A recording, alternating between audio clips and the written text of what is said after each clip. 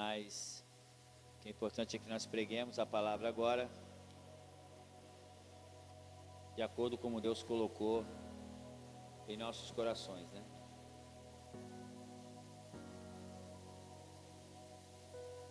Louvado seja o nome do Senhor Jesus.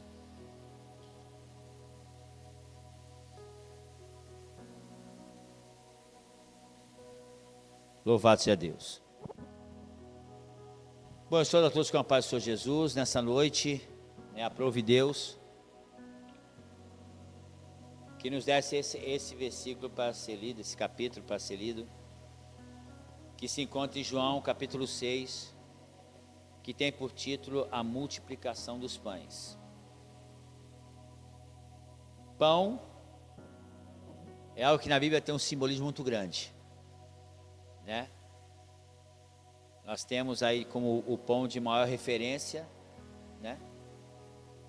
É aquele pão que foi jogado no deserto, aquele pão que foi distribuído no deserto, milagrosamente, né? Eles não tinham o que plantar, não tinham como fazer nada no meio do deserto, e Deus toda manhã mandava pão sobre eles, né? E eles se alimentavam do pão, e de uma forma mais milagrosa ainda, alimentando-se basicamente de pães, com algumas outras derivações, associados ao carneiro, ao cordeiro, melhor dizendo.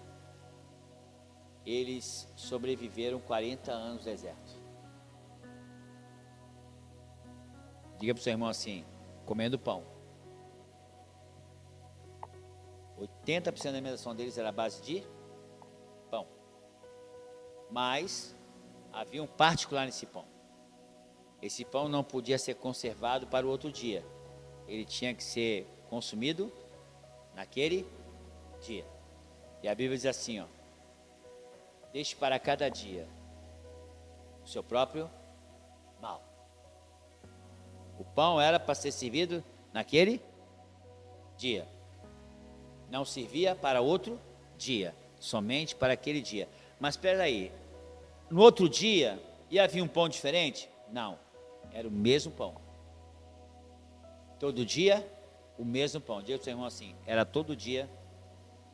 Para ensaiar foi bom, diga assim, era para todo dia o mesmo pão. Só que ele não podia ser guardado de um dia para o outro.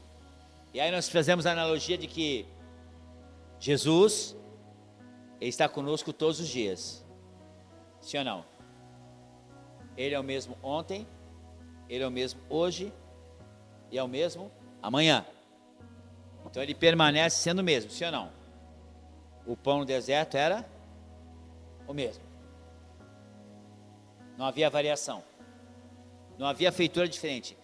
Não bastava só a farinha ser a mesma, né, a fécula ser a mesma, como também o jeito de fabricar igualzinho. Só que eles se alimentavam todo dia, comiam a mesma coisa, e 3 efeitos fazia com eles esse tipo de alimentação. Primeiro, que eles não enjoavam. Segundo, que aquele pão nutria. E terceiro, que dava certeza e a esperança de que amanhã, no outro dia, ele tornaria a cair de novo. Sim ou não? Se nós formos fazer uma analogia a Cristo, né? Cristo, Ele está conosco todos os dias. Ele é o pão da vida, como Ele mesmo se titulou. E Ele, sendo o pão da vida, assim como no deserto, Ele está conosco todos os dias. Então provamos dele todos os dias. A Bíblia diz que a misericórdia dele se renova pela manhã, e durante todo o dia Ele está conosco. Ele estarei convosco todos os dias, até a consumação dos séculos. Então é Deus, é Jesus todo dia. Ontem foi Jesus, hoje é Jesus e amanhã Jesus também. E assim como a analogia diz, né? Embora nós saibamos que em Cristo não há variação, nós nunca enjoamos dele. Aliás, quanto mais presença de Jesus na nossa vida, melhor é. É um pão que não cria enjoo. Muito pelo contrário, se nós pudéssemos, agora, nós estaríamos lá e não aqui. Porque todos nós queremos estar com o pão, provando desse pão. Louvado seja o nome do Senhor Jesus. Terceiro, quando nós estamos na presença de Jesus, né? Segundo, melhor dizendo, quando estamos na presença de Jesus, quando provamos do pão que Ele é, nós de nada sentimos fome. Por quê? Porque embora as nossas necessidades sejam várias, Ele sendo pão, Ele supre todas as nossas necessidades. Paulo falou assim: Jesus, segundo as suas riquezas, suprirá todas as nossas necessidades em glória por Cristo Jesus o Senhor. Nós sabemos que para uma alimentação ser boa, ela precisa ter variedades. Por quê? Porque cada produto tem uma alimentação específica, sim ou não? Só que no caso de Jesus, Ele supre todas as nossas necessidades, assim como o pão no deserto supria toda a necessidade do povo hebreu. Ali já era uma manifestação que, não, independente do que você possa precisar, independente do que fosse a tua necessidade, independente do que fosse a tua dificuldade, independente do que fosse a sua situação, Jesus é o pão que sacia toda a necessidade. Quem prova de Jesus não precisa provar de mais nada. Quem tem Jesus na vida já tem tudo e além do que precisa. Porque só em Jesus Ele tem a capacidade de nos favorecer, de nos suster, de nos manter. Ainda, Charles, que a gente não vê nada, veja nada, Ele já está fazendo por nós muito mais do que nós pedimos ou pensamos, como diz a palavra. E a terceira é que, por mais que a gente escute falar de Jesus, por mais que a gente escute promessas sobre Jesus, por mais que a gente já tenha visto muita coisa ou vivido muita coisa em relação a Jesus, a nossa esperança é que nós consigamos viver mais. Então Jesus, além de suprir as necessidades, Ele dá sempre um desejo, estamos aguardando aqui. O quê? Ter a oportunidade de viver com Ele para toda a eternidade. Ou seja, o pão que comemos aqui, nosso desejo, a nossa esperança é continuar comendo lá. Porque o pão de Jesus é um pão que é o mesmo, resolve os problemas e cria em nós a necessidade de quero mais. Assim como o maná no deserto fazia a mesmíssima coisa. E por mais que tenham falado assim, o nome é maná, nós sabemos que a palavra maná, ela é oriunda de uma palavra que no fundo, em hebraico, ela é uma pergunta. Quando os hebreus saíam de suas tendas e viam aquela fécula de pão caindo do céu, eles não falavam que era maná. Eles faziam uma pergunta em hebraico que chama manhu. Manhu é uma pergunta. Manhu. Quem é esse? Quem é esse? Manhu. E aí aportuguesado, para nós, nossa língua ficou maná. Mas a palavra certa, o pão que caía do céu não tinha nome. Ele apenas era, quem é esse? Ou seja, o hebreu olhava cair no pão e não sabia de onde vinha aquele pão e perguntava. Da mesma maneira, quando Jesus para a tempestade, para o mar, para o vento, todos que olhavam para ele falavam assim, Manhu, quem é esse que até o vento e o mar lhe obedecem? Vento e o mar lhe obedecem. A mesma surpresa grata que os hebreus tiveram no meio do deserto, com o Manhu, séculos depois, em Caná da Galileia, em toda a Judéia e Jerusalém, havia quem dizia assim, quem é esse que os demônios obedecem Quem é esse que a doença vai embora? Quem é esse que é capaz de chamar o morto à vida? Quem é esse que o vento e o mar lhe obedecem? Quem é esse que tem uma palavra que nós não conseguimos parar de ouvir? Manhu, o pão do deserto, o pão de hoje. Aí nós vemos o segundo pão mais famoso da Bíblia, o segundo pão mais famoso da Bíblia, que também não tinha nome, mas tinha um simbolismo. Assim como o pão do deserto não tinha nome, mas tinha um grande simbolismo, esse pão também não tinha nome, mas tinha um grande simbolismo. E o simbolismo que ele tinha, porque ele era o pão que foi partido na ceia. Não se sabe como é que ele foi feito, a gente segue a tradição judaica, tem-se uma ideia, mas a Bíblia não diz como ele era. Só que ele era suficiente, assim como o pão no deserto, de representar a Cristo. Não importa o nome que nós possamos ter, não importa o nome que possam querer nos dar, o importante é como nós representamos, ou o que nós representamos. O que nós representamos. Porque nome é fácil dar, título você pode acabar até fazendo jus, mas o que você representa,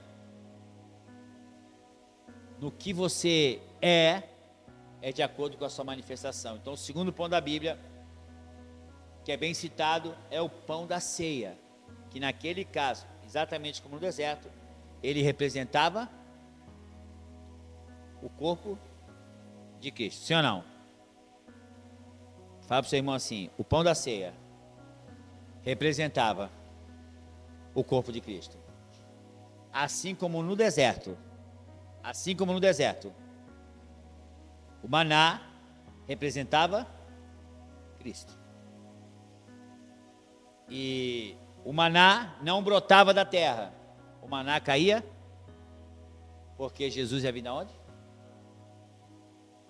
O pão vindo do céu. Manhu.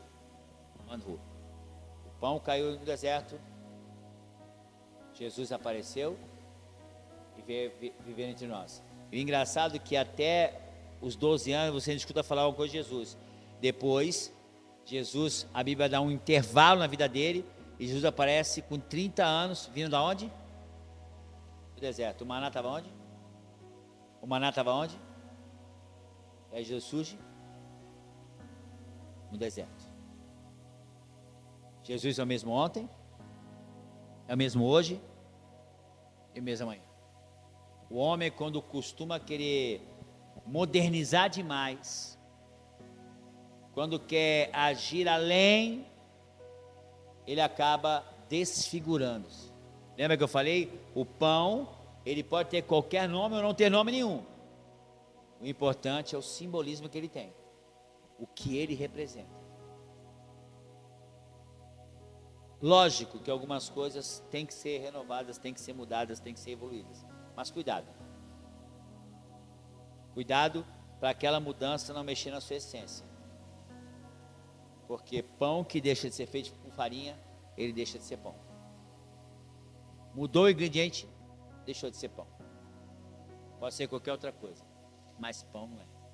Por isso que Jesus fez questão de mostrar que ele era um ser constante. Para os judeus, ele se apresentou como maná, ou manhu, no deserto.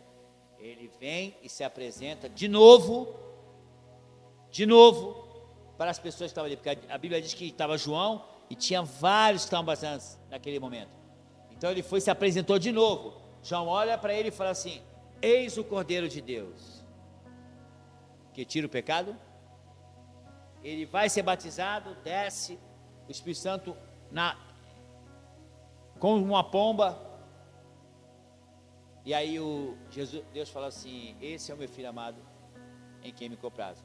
Jesus foi novamente apresentado aos homens, aonde? No deserto. No deserto. Aí nessa terceira passagem aqui, na multiplicação, de novo, Jesus está num, e de novo, o pão é apresentado. E o que eu acho interessante é que Jesus estava pregando e dá a entender de que ele não, entre aspas, não percebeu que ao redor dele se aglomerou uma grande, que a Bíblia não diz quantos. A Bíblia diz que quase 5.000, segundo João. Já Mateus fala assim, eram 5.000. Então, provavelmente 5.000 pessoas. Só não sei como é que eles conseguiram contar isso aí, né? Porque uma multidão no meio do vale, para você contar exatamente, mas 5.000 homens, fora mulheres e crianças. Então você imagina que poderia ter naquele momento umas 25.000 pessoas lá, mais ou menos. E Jesus não percebeu que tinha uma grande multidão que caminhava com ele, sim ou não? Porque Jesus não estava preocupado com multidão, mas Jesus estava preocupado em pregar o Evangelho. E às vezes quando você vai fazendo a obra de Deus, você não percebe, porque a Bíblia diz que quem dá o crescimento é Deus.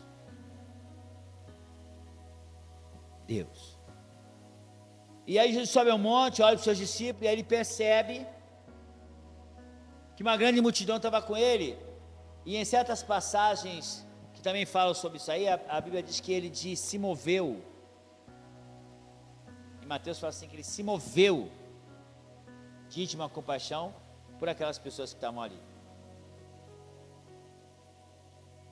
E aí ele vira para os seus discípulos e fala assim, o que daremos para eles comerem? Onde compraremos pão para eles comerem? Em outras passagens ele fala assim, e aí, como é que vamos alimentar esse povo todo? E o interessante é que ele fala assim, perguntou, porém, ele já sabia o que ia fazer. Aí eu pergunto para você, Charles, com 25.000 pessoas, é difícil alimentar a base de pão? Sim ou não? E 3.500.000? É difícil também? Se ele alimentou no deserto, lá no começo, 3.500.000 pessoas com pão, o que era 25?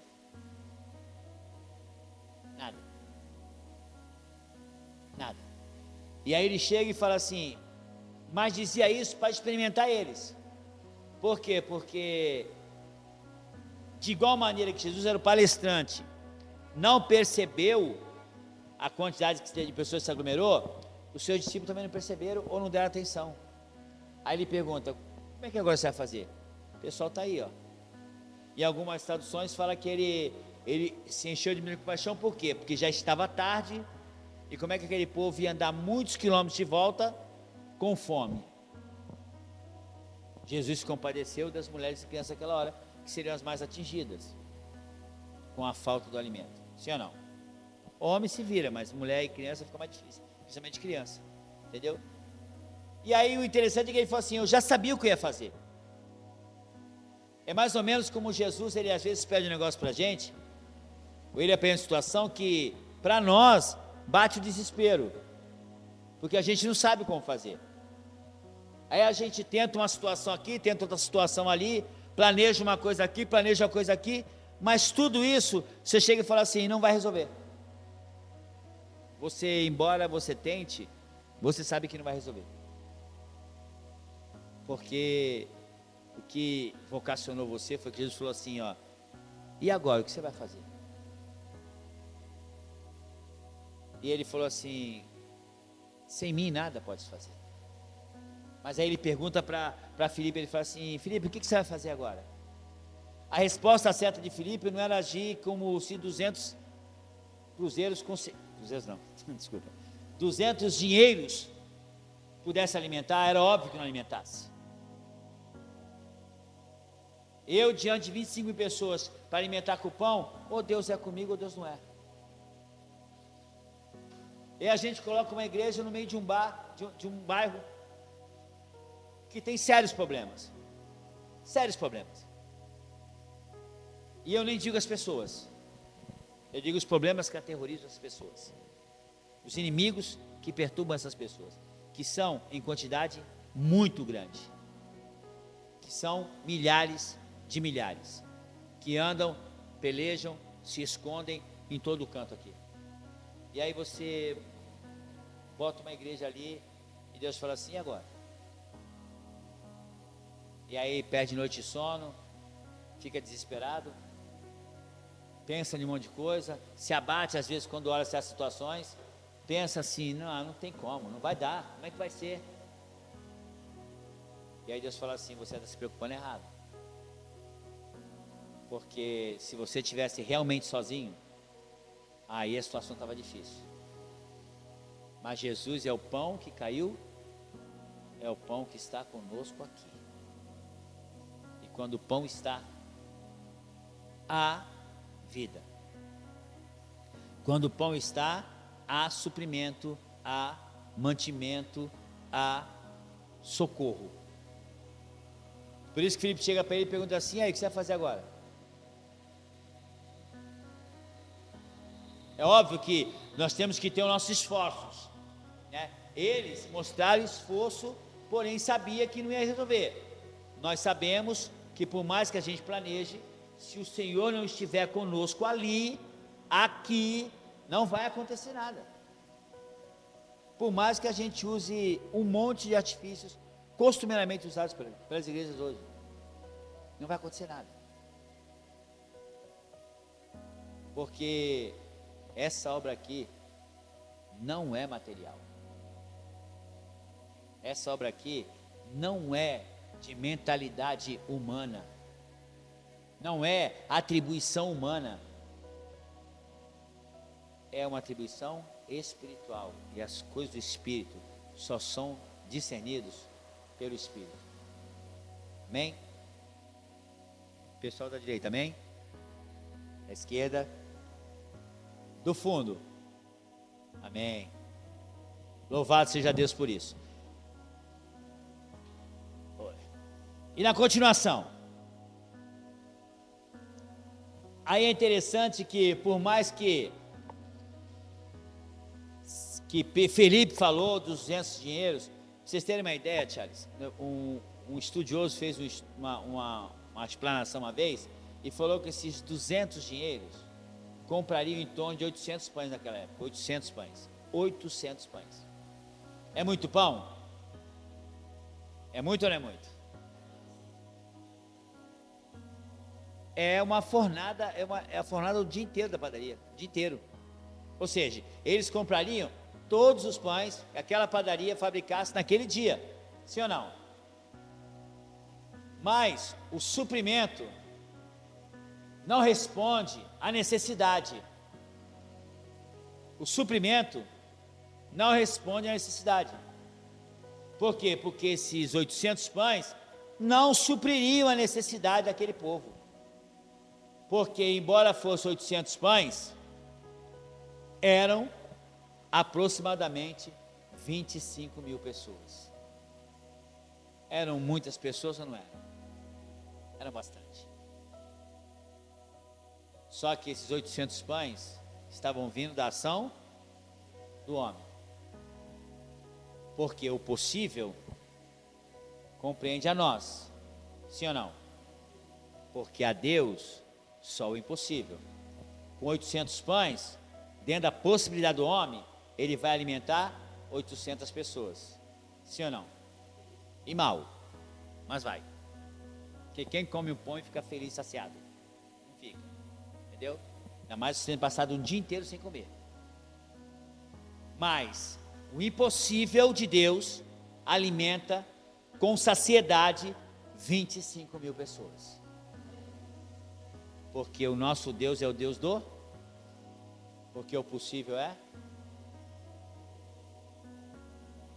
Só que embora Deus seja o Deus do impossível, Ele não retira de nós a necessidade de fazermos a nossa parte. Ele não tinha necessidade de nós fazermos a nossa parte. O que cabe a nós fazer. Cabia a Filipe arrumar uma solução.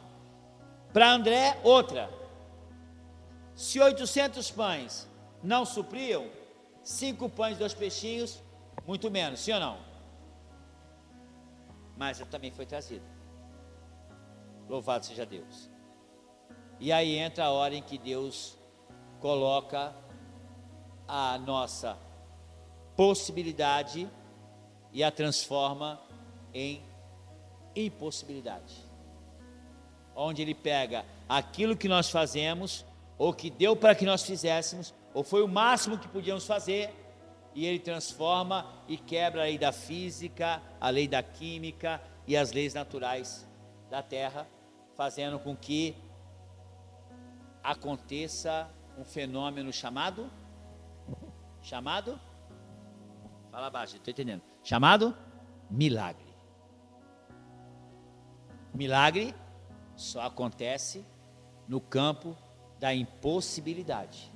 O milagre só acontece quando não há mais nenhuma atitude humana a ser feita. Diagnósticos fechados, situações sem solução, perdas irreparáveis, despedidas eternas. É nessa hora que o milagre de Deus opera de maneira maravilhosa. Maravilhosa. Louvado seja Deus.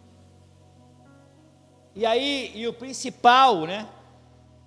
Deus pega os pães e já sai distribuindo, não é isso? Não é isso que Ele faz? Ele pega os pães e já vai distribuindo? Não, o que Ele faz primeiro? Oi? Divide? Primeiro Ele agradece. O engraçado é que o que Ele estava agradecendo não era pelo que Deus tinha feito. Ele estava agradecendo pelo que os homens tinham feito. Porque quem trouxe aqueles pães, aqueles 2 peixinhos, foi os homens. Foram os homens. Aí Ele pega o trabalho do homem, abençoa e multiplica. Ele pega o trabalho do homem, abençoa e multiplica. Então a Bíblia diz que Ele deu graça sobre aqueles pães, e Ele mandou que colocasse os pães aonde? Quando Ele abençoa. Ele começou, quando Ele abençoa, Ele manda o pessoal sentar, Ele abençoa o pão, e na mesma hora que Ele abençoa, Ele já manda distribuir. Então aqueles homens, os apóstolos, que eram um total de 12, saíram com 5 pães.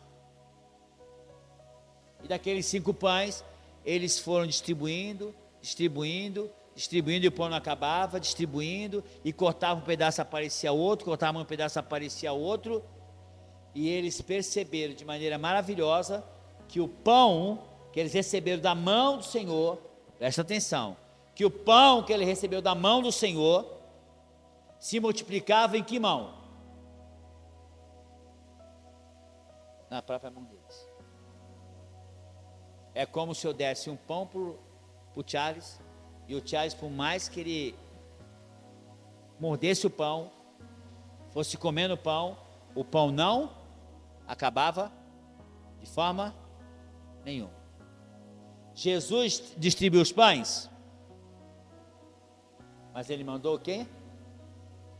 Os discípulos distribuírem. Em Mateus fala assim, Jesus chega para os seus discípulos, tendo dado graça, partiu o pão e chegou para os seus discípulos assim, dai-lhe voz de comer. Quem tinha que dar de comer era embora Jesus tivesse abençoado o pão. O que nós tiramos aí? Embora o Senhor opere o milagre, é através da sua vida que as pessoas vão ser abençoadas. O pão só chegou até a última pessoa, porque existia um homem, assim como nós, que pegou o pão de Jesus, da mão de Jesus, e levou até o último homem. E no caminho, ele foi saciando toda a fome que havia naquele povo. Homem comissionado por Deus. Aqui nós fazemos a analogia. Você recebe um chamado de Deus e Deus vai prosperar o trabalho da sua mão. Maiores coisas fiz eu, mas maiores farão vós. Os discípulos saíram com o pão, não saíram com consagração, com pulo, com grito, com nada. Jesus abençoou e falou. Pegaram o pão, e não saíram rodando, pulando, gritando, falando nada. Eles pegaram o pão e saíram. Ide por todo mundo pregar o evangelho a toda criatura. Ide por todo mundo. Eles pegaram o pão e saíram no meio daquela multidão, cortando o pão e dando pedaço para todo mundo. E o pão se multiplicava na mão. Não se multiplicou na mão de Jesus, né? Foi na mão, porque Jesus falou assim: grandes coisas eu fiz, mas maiores farão. O milagre não aconteceu com a pessoa. O milagre aconteceu com aquele que estava levando o pão, com aquele que foi chamado. E aí a importância do chamado que nós temos. O Senhor abençoará. Não podemos nos perder em tantos comentários. Ai, Senhor, será? Mas eu não sou capaz, mas eu não posso. Os discípulos não falaram nada. Eles viram Jesus abençoando. Simplesmente eles pegaram o pão e saíram distribuindo. Ou seja, fiel é que nos chamou. O pão veio dele, se ele abençoou, está abençoado. Vamos distribuir o pão. Vamos manifestar o pão. Vamos até o sedento, vamos até o necessitado, com coragem, porque Deus vai abençoar o trabalho de nossa mão. Porque Deus vai fazer prosperar o pão na nossa mão, não vai prosperar na mão de quem pegou, vai prosperar na tua mão que deu. Porque o pão prosperou na mão dos apóstolos, e não na mão de Jesus. E nem as pessoas que pegavam o pão, viu o pão multiplicar na mão deles. Não, o pão multiplicou na mão deles. Assim como o trabalho vai multiplicar na nossa mão. Não é na mão de ninguém. Não é na mão de quem for nos ajudar. É na mão daqueles que foram chamados. Na mão daqueles que foram orientados por Deus para estar ali. Eram 25 mil pessoas, sim ou não? Mas discípulos eram 500, como foi em Jerusalém. Mas eram 25 mil pessoas, porém 500, que junto com os apóstolos saíram distribuindo pão, arrancavam o pão e iam andando. Eu imagino a mente deles, eles arrancavam um pedaço, daqui a pouco eles olhavam para o pão de novo, o pão estava reposto. E arrancavam um pedaço e o pão estava reposto. Eles estavam com o milagre em suas mãos. Nós podemos dizer que nós temos o chamado de Deus, o milagre já está em nossas mãos. Nós podemos glorificar a Deus por isso. O milagre já está na tua mão. O Senhor já abençoou o trabalho. Quando ele pegou o pão era o trabalho. Aí Jesus ergue e abençoa e manda. Jesus abençoou você. Jesus abençoou você e mandou você distribuir. Abençoou você e mandou distribuir. Abençoou você e mandou distribuir. Pega agora o que eu te dei e vai. Ele chegou para o discípulo assim: pega esses pães e dá para eles agora. Dá-lhes vós a eles de comer. Mas com um pedaço de pão é você. Ele foi até o final. Quando ele voltou, o que tinha na mão dele? O que tinha na mão do discípulo? Então o ensaio foi bom. O discípulo saiu de Jesus com o que na mão? Pão. Foi até o último homem e voltou. Quando voltou, o que tinha na mão deles? Tinha pão. Pão foi a ordem que recebeu, sim ou não?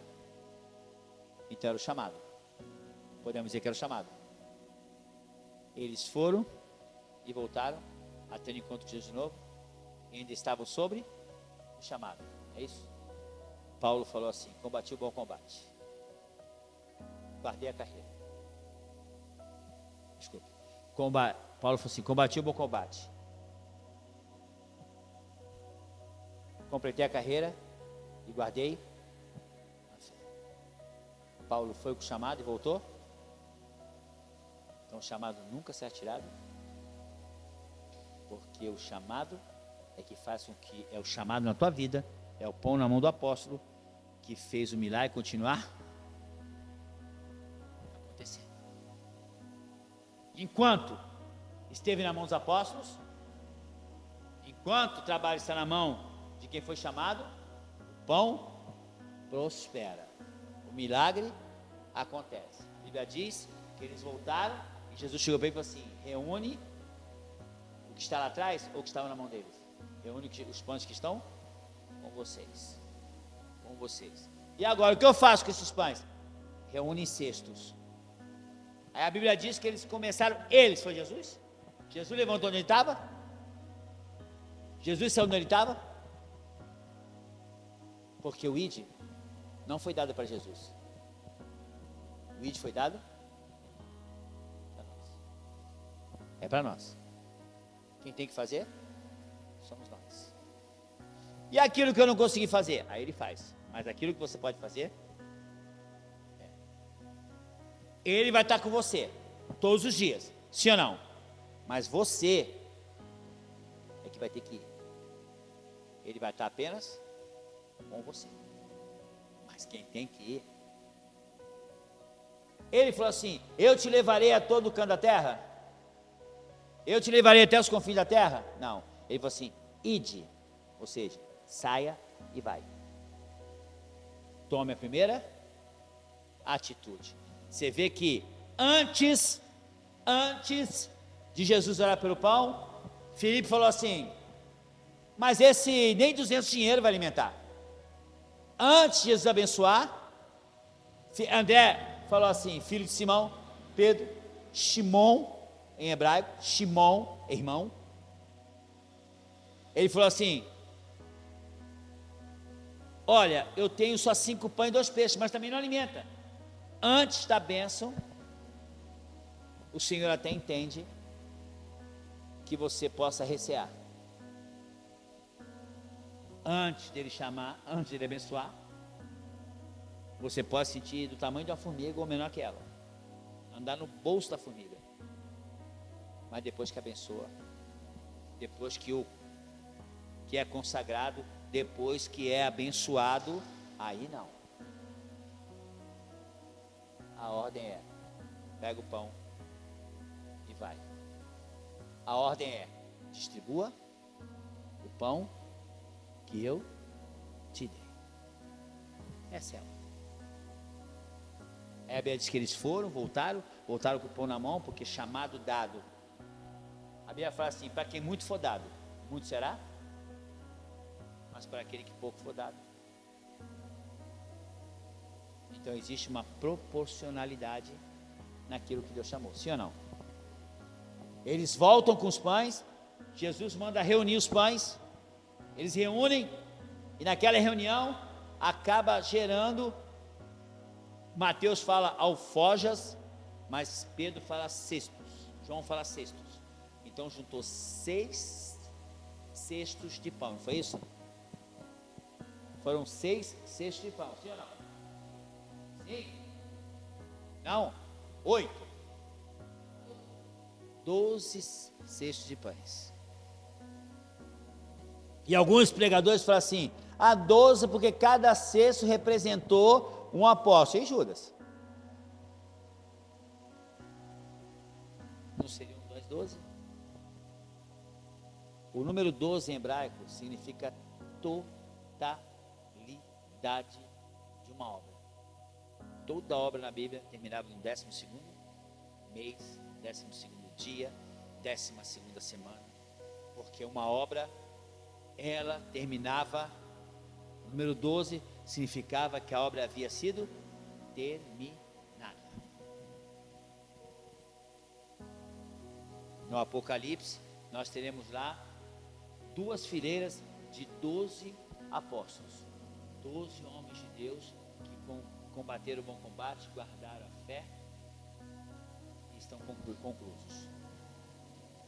Acabaram a carreira, guardaram a fé e alcançaram a vitória. Porque 12 é conclusão. Um dia, esse simbolismo de reunir para formar os 12 cestos serão exatamente, diga assim, exatamente quando a nossa obra terminar. Quando tudo terminar. Quando Jesus vir, arrebatar o povo e acontecer tudo aquilo que o Apocalipse fala que acontecerá, os 12 cestos serão cheios. E não haverá mais fome. A Bíblia diz que no céu não haverá mais tristeza, não haverá mais dor, não haverá mais necessidade alguma. Se não há necessidade, não há motivo de ser mais distribuído, sim ou não? Jesus fala assim: vocês completaram a obra, agora reúne tudo, porque a obra concluiu. No céu é um lugar que não haverá mais necessidade alguma, então não mais precisará o quê? Ser distribuído, então é recolher. Por isso que Apocalipse fala que o Espírito Santo vai ser recolhido da terra, porque a obra estará finalizada. Amém ou não amém? Louvado seja Deus por isso. É uma meditação muito profunda. Eu sendo bem sincero, eu estou resumindo bastante, porque cada versículo desse daria uma pregação dos 40 minutos, cada versículo desse, entendeu? Você tenta imaginar no primeiro, quando ele fala assim, ó, depois disso partiu Jesus para outra banda do mar da Galileia, que é o de Tiberíades. A palavra Tiberíades, esse deserto de Tiberíades, marcou a Bíblia desde Gênesis até Malaquias. Grandes homens de Deus também passaram por Tiberíades, e Tiberíades era um lugar marcado pelo milagre. Então Jesus chegou no mar da Galileia, em Tiberíades, porque a intenção dele, antes de qualquer um outro, era operar. Quando Jesus entra aqui, você às vezes nem acredita que ele vai operar algum milagre, mas Jesus veio aqui em Tiberíades, porque ele sabe que ali há necessidade o quê? De operar um. Foi em Tiberíades que os corvos traziam as carnes para Elias. Foi em Tiberíades que Deus mandou ele se cobrir com a capa, e quando ele se cobriu, um exército inteiro passou ao lado dele e não viu ele, porque Tiberíades é lugar de... Vamos glorificar Deus por isso. Então, só para esse primeiro versículo aqui, a gente falaria uma imensidão de dias. E aí, o segundo versículo fala assim: grande multidão o seguia porque via os sinais que operava sobre os enfermos. Jesus era o sinal de Deus, era o sinal da salvação de Deus. E foi nesse sinal de salvação que João falou assim, ó, e a todos quanto receberam, a todos quanto receberam, ou seja, a todos quanto que entregaram a sua vida, a todos quantos aceitaram a sua pregação, a todos quanto viram-se nele e começaram a ser pelo sinal que ele operava, mas ele mesmo era um sinal de Deus para a salvação de todo aquele que nele. Só isso aí, mais uns 40 minutos pregando. Mas eu vou resumir aqui, e é lindo porque no versículo 13 ele fala assim: recolheram-se, pois, e encheram 12 cestos de pedaço do quê? Dos 5 pães. Então a Bíblia fala assim: o trabalho todo será concluído, porque teve alguém que se dispôs a dar tudo que tinha. Aquele rapaz, ele tinha 5 pães e 2 peixes, era tudo que ele. Sempre, quando nós estivermos dispostos a entregar tudo que a gente tem para Deus, a multiplicação vai acontecer.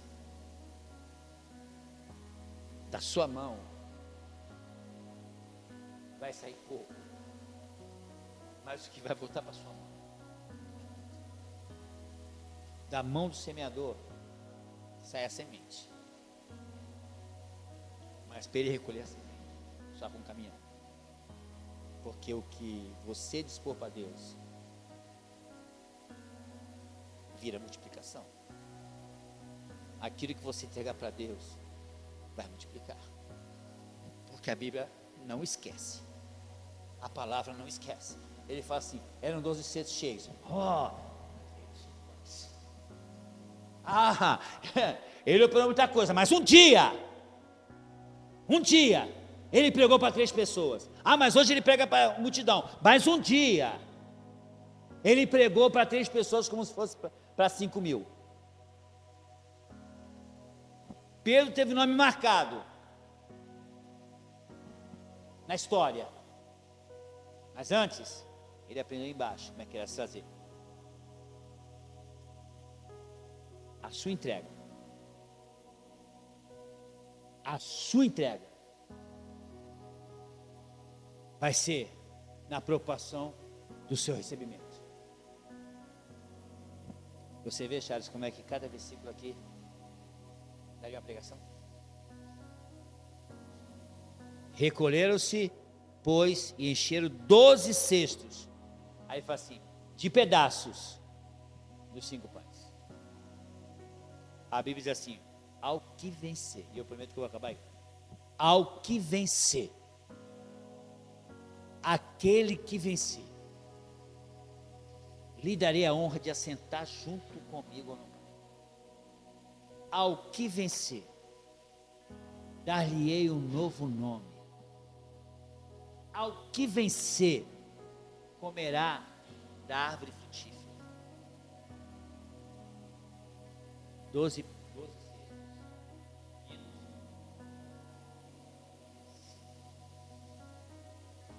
a bênção sem medida vindo da sua entrega. Se nós estivermos dispostos a entregar, o Senhor é mais do que disposto para abençoar. O quanto mais a gente querer dar, estimule em Deus a nos entregar muito mais. E louvado seja Deus por isso, irmãos. Que nós possamos ter isso em nossos corações. Que Deus está disposto a nos abençoar. E como última coisa que eu vou falar,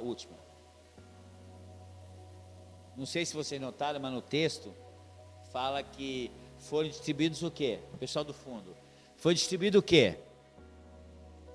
Jesus abençoou o quê? E o? Sim ou não? Pão e o?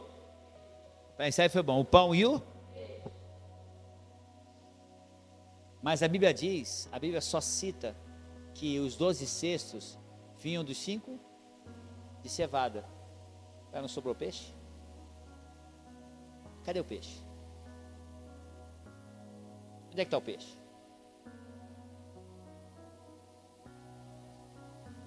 O peixe não deveria ser citado? É porque o peixe, ele só vinha dar um saborzinho para o pão. Mas o importante era o pão. O peixe não simbolizava Cristo, mas o pão simbolizava Ele. Então nós podemos dizer analogicamente que os peixes eram aquelas coisas boas que o Senhor dá para nós, para que as coisas fiquem mais saudáveis, mais saborosas. São as coisas que nos pertencem. Mas o pão é que é o importante. O Evangelho, ele é simbolizado, o cristianismo, através do peixe. Mas o Evangelho um dia vai parar de ser pregado, sim ou não? Então o peixe vai desaparecer. Mas o pão permanece para sempre. Então a Bíblia diz assim, ó.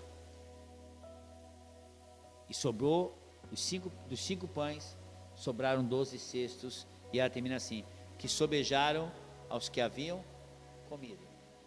Ou seja, o Evangelho foi pregado a toda criatura, ao ponto de não ter mais ninguém para.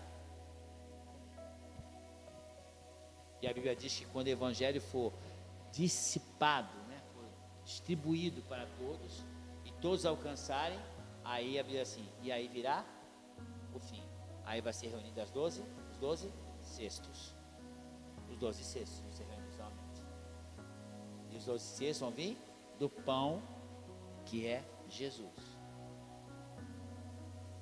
Quando ele fala aqui, e sobejou dos que haviam comido, nós podemos lembrar quando ele falou assim: eu sou o pão da vida, quem comer de mim nunca mais terá. Você só come se está com fome, né, Charles? Você come muito, mas o Charles tem uma fome lombrigática, né? Lombrigática. Né? A mídia nossa aqui, o rapaz aqui não perdoa não. Um lanche completo do McDonald's não sustém ele. Impressionante, entendeu? Mas a Bíblia diz que sobejou, ou seja, eles não tinham mais fome, porque foram tremendamente saciados. Eu acredito que eu só ouvi o Charles saciado no céu, que aqui na terra não tem condição nenhuma dele saciar. Haja pão e haja peixe. Se ele tivesse lá, não tinha sobrado 12 cestos, estou brincando. Não tinha sobrado 12 cestos, estou brincando. Aí, então, quando ele fala assim, e sobejou dos que haviam comido, ou seja, havia saciado toda a fome. Eu sou o pão da vida, quem come de mim nunca mais terá